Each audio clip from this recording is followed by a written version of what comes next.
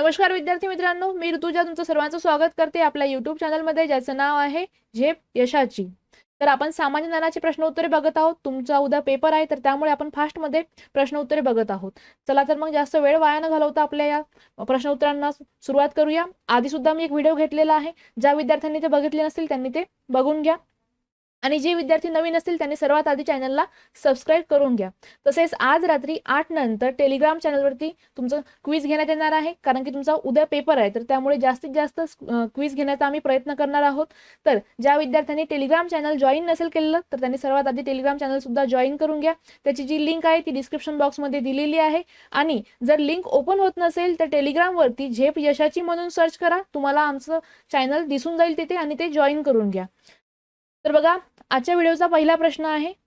11 मे आणि 13 मे 1998 रोजी झालेल्या अणुचाचण्यांचे सांकेतिक नाव काय होते?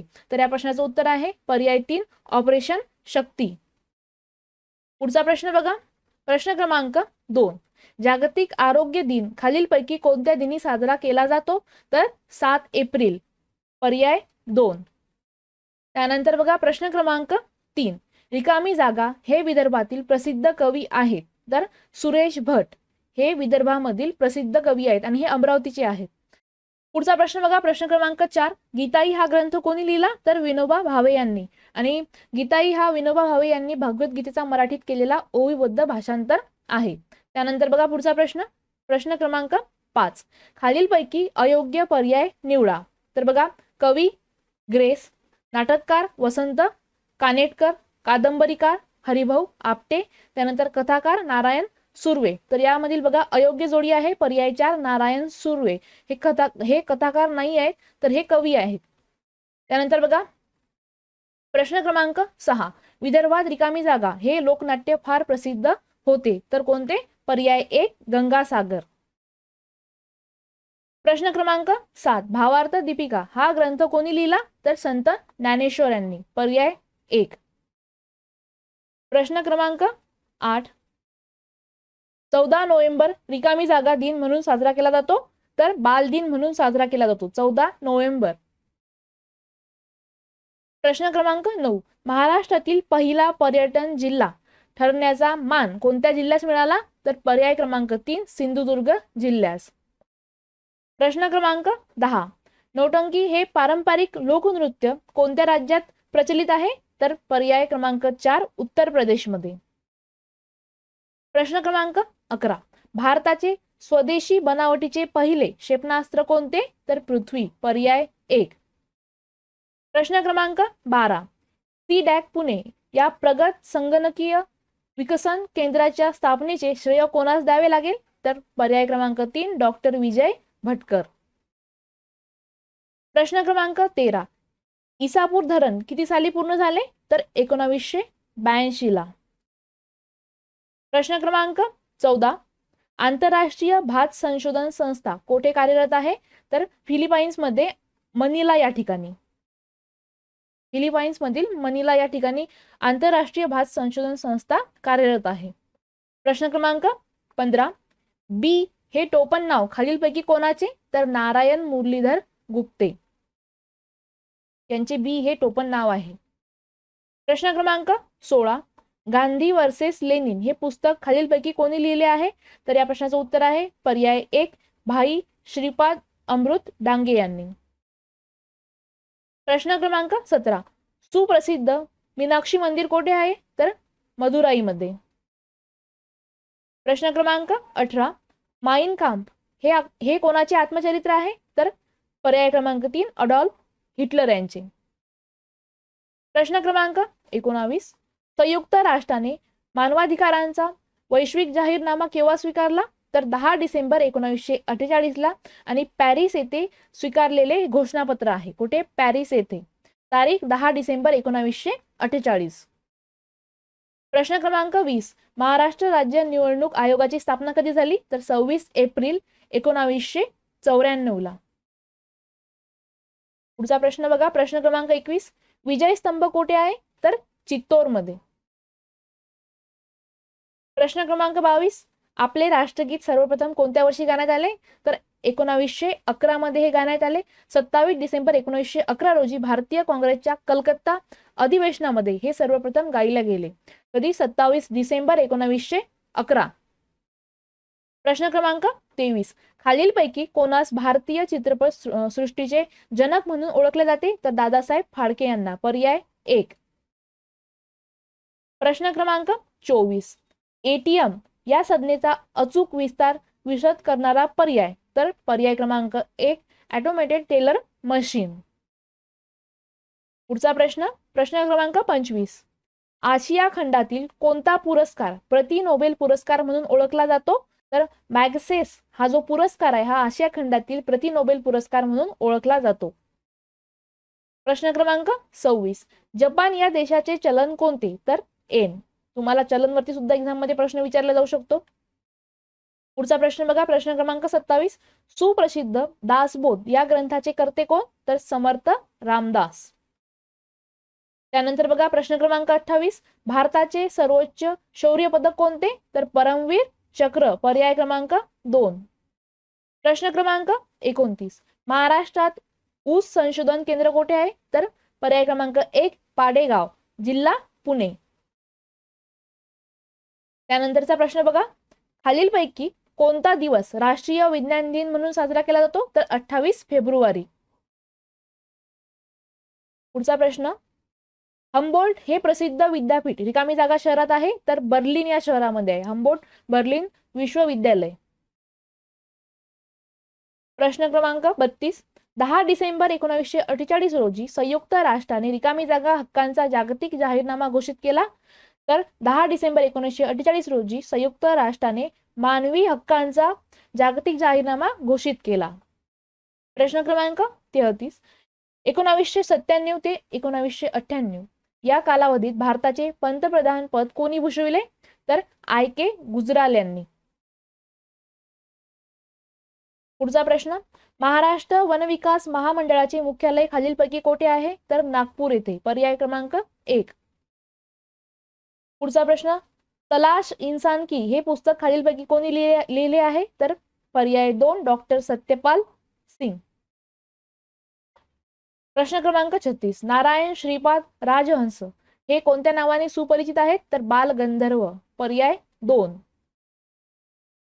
प्रश्न क्रमांक 37. खालीलपैकी भारतातील पहिले सुनियोजित शहर म्हणून रिकामी जागा शहराचा उल्लेख करता येईल? तर चंदीगड या शहराचा. प्रश्न क्रमांक 38. वैमानिक परवाना म्हणजेच पायलट लायसन्स मिळवणारे प्रथम भारतीय कोण? तर JRD टाटा. पर्याय 1. पुढचा प्रश्न. डेहराडून येथे खालील पर्यायापैकी कोणती संस्था आहे? तर या प्रश्नाचं उत्तर आहे पर्याय क्रमांक 2 राष्ट्रीय वन व्यवस्थापन संस्था. पुढचा प्रश्न बघा. जुलै 2002 ते जुलै 2007 या कालावधीत मध्ये भारताचे राष्ट्रपती कोण होते?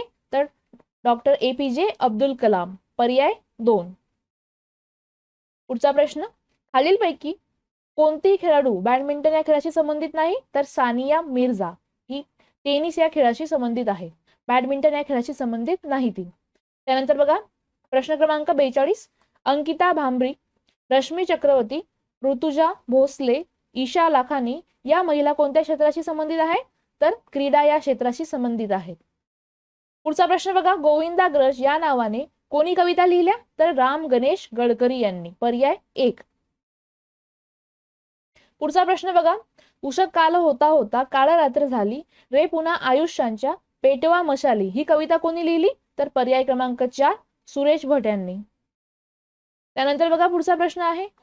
75 वर्षे पूर्ण झाल्यावर साजरा करायच्या उत्साहासाठी खालीलपैकी कोणता शब्द वापरतात? तर पर्याय क्रमांक 3 अमृत महोत्सव.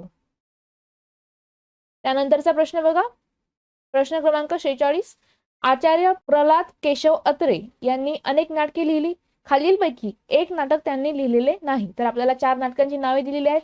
तर त्यापैकी बघा साष्टांग नमस्कार, लग्नाची बेडी आणि तो मी नव्हेच हे 3 नाटकं त्यांनी लिहिलेली आहेत. नटसम्राट हे जे नाटक आहे त्यांनी लिहिलेलं नाही. नटसम्राट हे विष्णू वामन शिरवाळकर म्हणजेच कुसुमाग्रज यांनी मराठी भाषेतील हे नाटक लिहिलेलं आहे. त्यानंतर बघा प्रश्न क्रमांक 47. स्वतंत्र महाराष्ट्र राज्याचे पहिले राज्यपाल कोण? तर श्रीप्रकाश. त्यानंतर बघा वीज म्हणाली धरतीला या ग्रंथाचे लेखक कोण आहे? तर वि वा शिरवाळकर हे या ग्रंथाचे लेखक आहेत. वि वा शिरवाळकर म्हणजेच काय? विष्णू वामन शिरवाळकर. पुढचा प्रश्न, महाराष्ट्र औद्योगिक विकास महामंडळाची स्थापना कधी झाली? 1962 ला. त्यानंतर बघा भारतातील दूरसंचार क्रांतीचे जनक कोण आहेत? तर डॉक्टर सॅम पित्रोदा हे भारतातील दूरसंचार क्रांतीचे जनक आहेत. प्रश्न क्रमांक 51, डैबोलिम आंतरराष्ट्रीय विमानतळ कोणत्या राज्यात आहे? तर गोवा या राज्यामध्ये आहे. प्रश्न क्रमांक 52, माउंट मेरी धार्मिक स्थळ कोठे आहे? तर बांद्रा, मुंबई येथील बांद्रा येथे माउंट मेरी हे धार्मिक स्थळ आहे. प्रश्न क्रमांक 53, महाराष्ट्र राज्याचे रिकामी जागा हे महसूल वर्ष आहे? तर 1 ऑगस्ट ते 31 जुलै हे महाराष्ट्र राज्याचे महसूल वर्ष आहे. प्रश्न क्रमांक 54, अदीम या कविता संग्रहाचे कवी कोण? तर फमू शिंदे म्हणजेच फकीरराव मुंजाजी शिंदे हे अदीम या कविता संग्रहाचे कवी आहेत. पर्याय 1. पुढचा प्रश्न, 12 ऑगस्ट हा दिवस काय म्हणून साजरा करण्यात येतो? तर आंतरराष्ट्रीय युवक दिन म्हणून साजरा करण्यात येतो. आणि राष्ट्रीय युवक दिन हा 12 जानेवारीला, ज्या दिवशी स्वामी विवेकानंद यांची जयंती असते.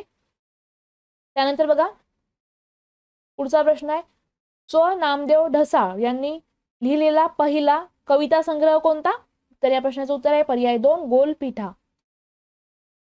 पुढचा प्रश्न बघा, देशातील पहिले होमिओपॅथिक विद्यापीठ राजस्थान येथे स्थापन करण्यात आले? पर्याय 3. त्यानंतर राणीखेत हे थंड हवेचे ठिकाण खालीलपैकी कोणत्या भागात आहे? तर कुमाऊ, गढवाल मधील कुमाऊ या ठिकाणी राणीखेत हे थंड हवेचे ठिकाण आहे. पुढचा प्रश्न बघा, अनब्रेकेबल हे आत्मचरित्र कोणी लिहिले आहे? तर मेरी कोम यांनी. पर्याय 3. प्रश्न क्रमांक 60, आंध्र प्रदेश हे राज्य कोणत्या वर्षी अस्तित्वात आले? तर पर्याय क्रमांक 1, 1953 ला. त्यानंतर बघा खालीलपैकी कोणती जोडी चुकीची आहे? तर बघा आपल्याला 4 जोड्या दिलेल्या आहेत. ताश्कंद करार 1966, शिमला करार 1972, सिंधू नदीच्या पाणी वाटपाविषयी करार 1962 आणि पंचशील करार 1954. तर बघा यामधील पर्याय क्रमांक 3, सिंधू नदीच्या पाणी वाटपाविषयीचा करार हा 1962 ला झाला नव्हता, तर 1960 ला झालेला करार आहे. म्हणजेच पर्याय क्रमांक 3 ही जी जोडी आहे ही चुकीची आहे. पुढचा प्रश्न, भारत सरकारची टाकसाळ खालीलपैकी कोठे आहे? तर पर्याय क्रमांक 4, नाशिक येथे. प्रश्न क्रमांक 63, भारतातील पहिली मोनोरेल सेवा कोणत्या शहरात सुरू करण्यात आली? तर मुंबई येथे. पर्याय 2. त्यानंतर बघा प्रश्न क्रमांक 64, नाबार्डचे मुख्यालय कोठे आहे? तर मुंबई येथे आहे. तर बघा अशा प्रकारचे प्रश्न तुम्हाला एक्झाम मध्ये विचारण्यात येतात. तर या आधीच्या व्हिडिओमध्ये मी 60 प्रश्न घेतलेले आहेत. ज्यांनी तो व्हिडिओ बघितला नसेल त्यांनी तो व्हिडिओ बघून घ्या. आणि जर पॉसिबल झालं तर यानंतर सुद्धा मी आणखीन एक व्हिडिओ घेण्याचा प्रयत्न करेल. तर ज्यांनी टेलिग्राम चॅनल जॉईन नसेल केलं तर त्यांनी सर्वात आधी टेलिग्राम चॅनल जॉईन करून घ्या आणि या चॅनलला सबस्क्राईब करायला विसरू नका. चला तर मग भेटूया आपण पुढच्या व्हिडिओमध्ये.